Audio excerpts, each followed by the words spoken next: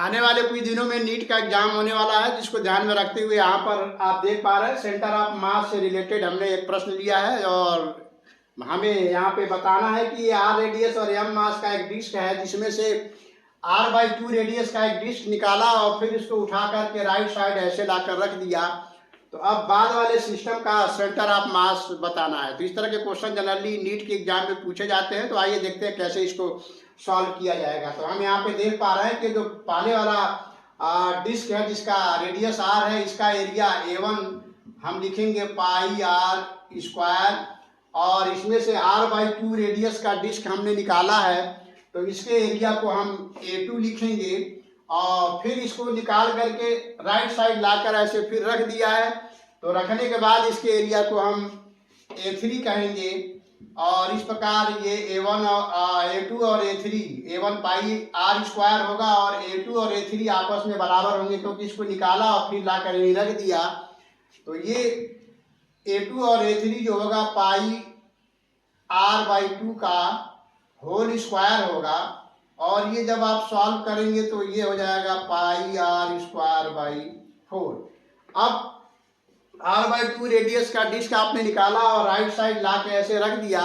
तो अब मास कंट्रीब्यूशन जो होगा वो डिस्टर्ब हो गया, पहले वाले से अब अलग इसका मास का डिस्ट्रीब्यूशन हो गया। ऐसे में पहले वाले डिस्क का सेंटर ऑफ मास इसके ओरिजिन पे था, लेकिन जैसे ही r/2 रेडियस का डिस्क निकाला और फिर राइट साइड ले जाकर रख दिया तो अब मास डिस्ट्रीब्यूशन चेंज हो जाने के कारण अब ये बाद वाले सिस्टम का सेंटर ऑफ मास उस ओरिजिन पर यानी यहाँ सेंटर पर नहीं होगा, क्योंकि अब इधर हैवियर हो गया तो हैवियर पार्ट के तरफ सेंटर ऑफ मास शिफ्ट कर जाएगा। तो उसको कैसे निकालना है आप यहाँ देख पा रहे हैं कि एक्स एक्सिस के along centre of mass shift करेगा। तो एक्स एक्सिस के अलांग जो सेंटर ऑफ मास का फॉर्मूला है वो यहाँ पे लिखा गया है। तो रिमेनिंग पोर्शन जो अब बचा हुआ है ये सारा r/2 रेडियस का डिस्क निकाल कर फिर यहाँ राइट साइड में रखने के बाद जो सिस्टम बना उसका सेंटर ऑफ मास निकालने का फार्मूला इस तरह से लिखेंगे XCM = A1 x1 - A2 x2।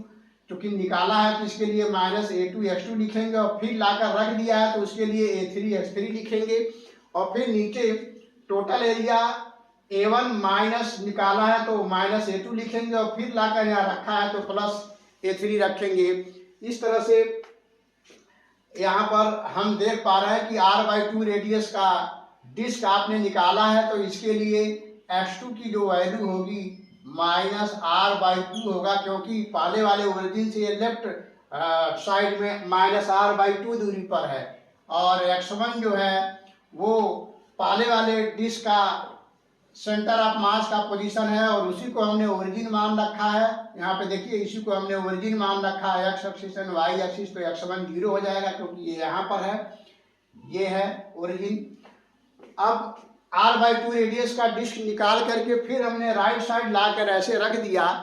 तो अब ये पहले वाले ओरिजिन से r/2 दूरी पर सेंटर चला गया सेंटर ऑफ मास, तो इसको लिखेंगे r/2 प्लस लिखेंगे क्योंकि अब ओरिजिन से r/2 दूरी पर जो डिस्क रखा है उसका सेंटर ऑफ मास होगा। अब पूरे सिस्टम का सेंटर ऑफ मास का फॉर्मूला निकालना है और वैल्यू निकालना है।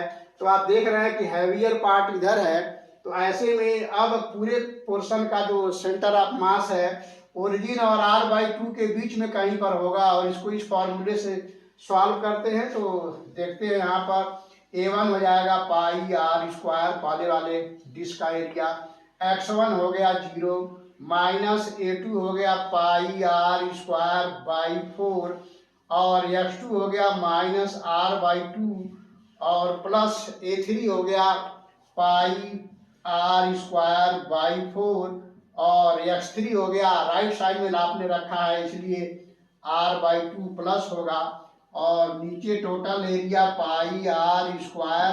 आपने r/2 रेडियस का डिस्क निकाला है इसलिए इसको लिखेंगे -पाई r स्क्वायर बाई 4 और फिर लाकर राइट साइड में आपने रख दिया है तो इसके लिए इसको लिखेंगे A3 प्लस यानी पाई r स्क्वायर बाई 4 और ये सारे वैल्यू रख करके जब आप इसको सॉल्व करेंगे तो ये वैल्यू आएगा r/4। तो आप देख रहे हैं हैवियर पार्ट की तरफ सेंटर ऑफ मास शिफ्ट कर गया। ओरिजिन और r/2 के बीच में कहीं r/4 डिस्टेंस पर यहाँ पर सेंटर ऑफ मास आ रहा है रिमेनिंग पोर्शन का। इस प्रकार सेंटर ऑफ मास मिला r/4 डिस्टेंस पर, पहले वाले ओरिजिन से राइट साइड में r/4 डिस्टेंस पर। और आप जानते हैं centre of mass heavier part की तरफ शिफ्ट करता है, तो ये भी यहाँ पर वेरीफाई हो रहा है।